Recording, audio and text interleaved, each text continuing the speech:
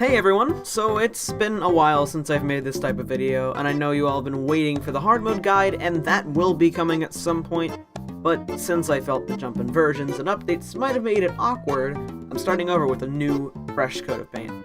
Also, a quick reminder that if you haven't already, you should hit the subscribe button down below if you like my stuff. It helps me out, it's free, and you can always unsubscribe if you change your mind.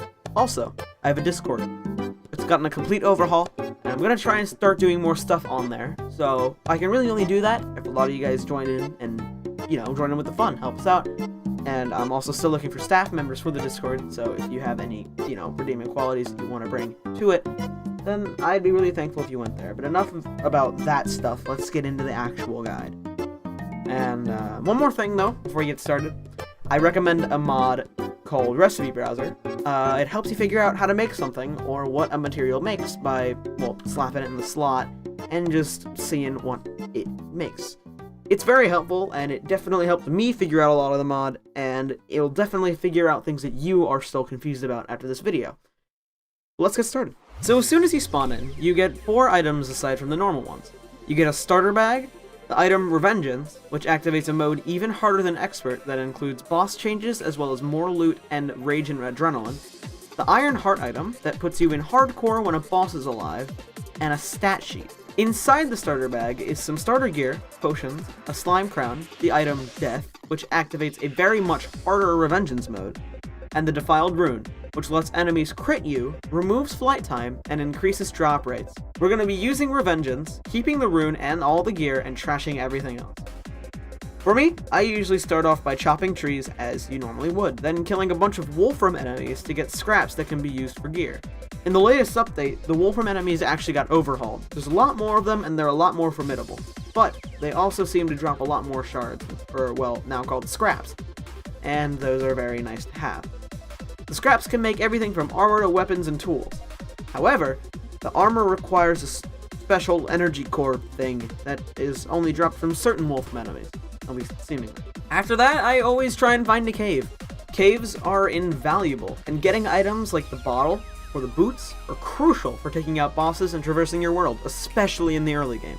You also want to mine all of the ores you can. There are a lot of small things in this mod that eat up your ores real fast, especially the later tiers ore. The Vein Miner mod makes this a lot easier and a lot less tiring, so I highly recommend it. Once you go back, or more likely die in the caves, take those ore and make them into something useful. Also, now is probably a good time to build a house. Nothing crazy, but I recommend 10 or more NPC rooms to start. This should last you a bit. Yeah, the unfortunate thing about mods is that there are a lot of NPCs, and the housing system hasn't been changed. They're gonna need a lot of houses. Also, you should really start hunting those Wolfram enemies now more than ever to get the gear that can help you through the start of the game.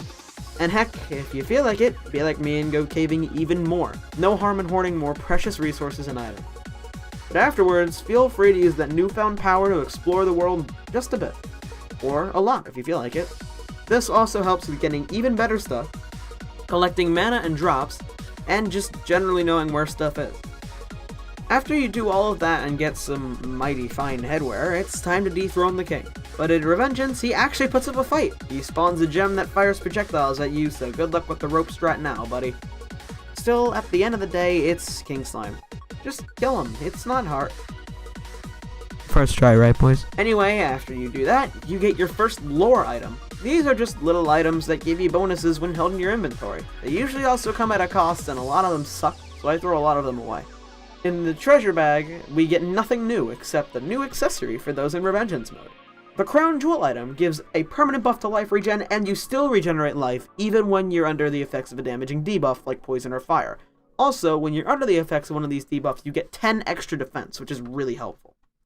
If you want, another good way to power up is to grab heart crystals from the planetoids. These are really high up in space, and the best way to get to them is with gravitation potions.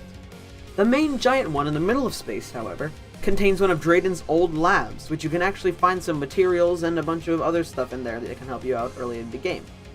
But there is a turret that shoots at you whenever you're inside the area. So how I usually deal with it is I just go on top of the planetoid and drop a bunch of bombs. That can usually take care of it. You can make weapons with a lot of materials there, but you'll need to wait until you have access to Aerialite, which we'll get to later. You should also go to the jungle at some point. There's something there for everyone, so get as much as you can. Since I'm mage, I'm getting jungle gear and a nature's gift. Simple enough, and also any accessories that I can pick up along the way. Next, it's about time we get going, and I usually start by killing the Eye of Cthulhu. For this guy, make just a long platform, and make sure you have a Clowna bottle, Hermes boots, and preferably also a grappling hook. You need to make sure the platform is as long as you can, because mobility is key in this fight. Once you nail that down, this fight is relatively easy. You can also use its second phase to charge adrenaline and beast mode its preserve phase. When it dies, you get a lore item, not a great one, and the treasure bag. In the bag is the usual stuff, along with sometimes getting a half-decent sword, and always getting the counter scarf in Revengeance mode. The scarf allows for a different kind of dash, letting you dodge attacks instead of attack with the dodge, like the shield. You can also dodge through enemies, which, when mastered, is incredibly useful in Revengeance and Death mode, seeing as contact damage is incredibly dangerous. Oh, and you can kill Crabulon. He's a mushroom biome boss that I usually skip. But you should kill him at some point in Revengeance mode, and as soon as possible in Death mode for the boost to rage damage. But it's still not that essential. Just do it if you have nothing to do and you want to get something done that's productive. You should just kill Crabulon, I guess. And he has some decent weapons, but moving on. After you take out the eye and get some better stuff, head over to the desert to grab some things you need for crafting the desert medallion at a demon altar. Once you get that, fight the Scourge. Piercing is amazing in this fight, and I like to make a few small platforms instead of one long one, so I can jump around them and the Scourge can't use it to charge you. The best way to do this is using a grappling hook and a Clowna bottle, but after a while it'll drop its bag, and its lore item, which once again isn't very good. Inside of the bag is a weapon or two, some fishing stuff, and an assortment of sea-related materials and victory shards. These make Victide bars, which are useful for making weapons and armor that can help you with the next few bosses. You also gain access to a biome called the Sunken Sea. It's located under the desert biome, and it's also a place where you can get some materials to make some nice weapons, and also kill a massive clam that spawns an NPC that also sells you weapons. But you don't really need to visit this place right now. You can visit it later, and it'll be much more useful at the beginning of hard mode. But soon after you make all those upgrades, you should probably take out the Brain or the Eater of Worlds, depending on which world evil you have. And the bag is nothing new, but you now have access to Hellstone, which you should get as soon as possible. You can then use this gear to take out either the Hive Mind or the Perforators. I prefer the Perforators out of the two, but neither should be terribly hard for you given you take the time to get geared up. In the bag are some weapons, the lore item, some blood samples or true shadow scales, depending on which one, as well as their respective bar and rotten chunk-esque variants, so Crimtane, Demonite, Vertebrae, Rotten Chunk. The blood samples are used to make weapons when combined with Crimtane and Vertebrae, and the same thing goes with True Shadow Scales, Demonite, and Rotten Chunk. The big reason you want to kill these bosses, however, is Aerolite. Yes, that ore that I talked about earlier. This ore can be combined with sunplate blocks, clouds, rain clouds, and feathers to make some nice gear, and it can also be combined with meteorite and some of the stuff you find in Drayden's lab to make some other weapons related to the lab.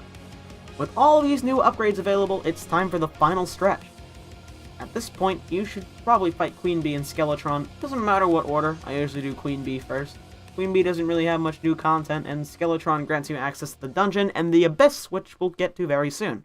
In the dungeon, you just loot all the chests you can and try to get your hands on a Shadow Key.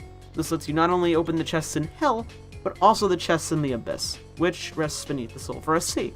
The Sulphurous Sea is a biome that replaces the ocean on the same side as the dungeon. It doesn't have much until at least hard mode, so for now it's a gateway into the Abyss. Once you get into the Abyss, you can grab some nice gear from chests, and do that as much as you can.